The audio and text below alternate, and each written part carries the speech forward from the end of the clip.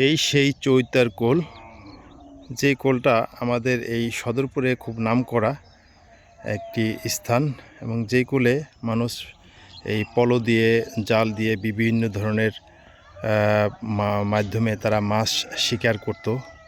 দেখেন কত সুন্দর একটি প্রাকৃতিক পরিবেশ। ওইখান দিয়ে ওই যে বাচ্চারা মাথায় করে বিভিন্ন জিনিস নিয়ে যাচ্ছে এবং একটা প্রাকৃতিক যে পরিবেশ, লীলাভূমি, সেটাই দেখা যাচ্ছে।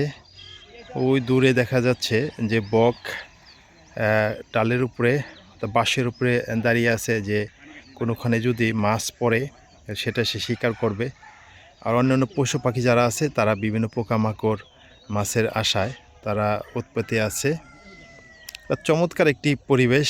ও যে সূর্য মামা উকি দিচ্ছে, কিছুক্ষণ পরে সন্ধ্যা নেমে আসবে।